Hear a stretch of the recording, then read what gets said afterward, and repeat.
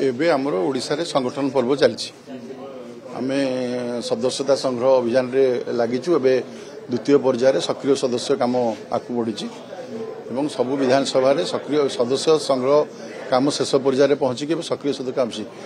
या पर booth committee सभापति आरंभ चयन आरंभ करके आपण राज्य पर्यंत ये सांगठनिक योजना आरंभ हो। निश्चित भाव में ओडिशा रे संगठन बहुत आकु बढ़िबो।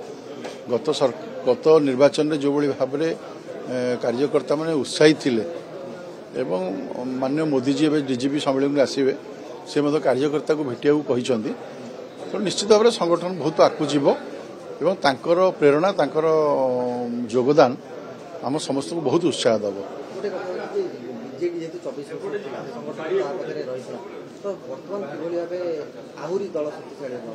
बीजेडी पाखे संगठन कौन थी बीजेडी महिला मानक नहीं राजनीति करुले, युवक मानक नहीं राजनीति करुले, चाषी मानक नहीं राजनीति करुले।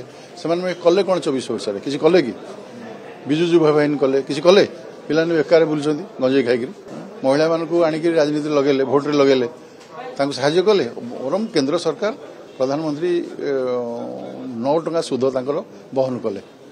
से तो समस्त जानी सारे अलरेडी ओडिशावासी जे विजु जनता दल रहिबो नाही एवं भारतीय जनता पार्टी बहुत आगू जाऊँगी।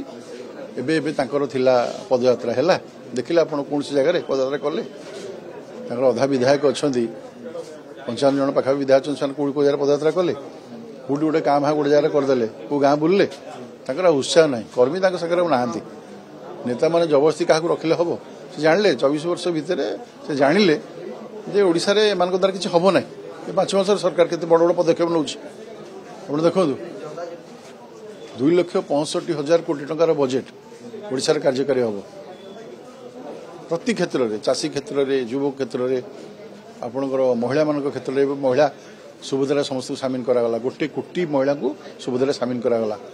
सब चाषी मैंने 3100 टंका धान पाइबे। एफएक्यू ए ग्रेड तो 3120 किंतु 3100 टंका सब चाषी मैंने पाइबे। ये पाखापाखि लक्षे चाषी व्यवस्था हो धान बदल दवापाई कम बड़ पदक्षेप एटा सीधा सीधा लोक डीबीटी माध्यम पाइबे कौन सी दलाल ना। सरकार बहुत बड़ बड़ योजना करुच्ची। मोदी जी आसिले आम आहरी उत्साहित हबू। मोदी जी को भव्य स्वागत करूँ।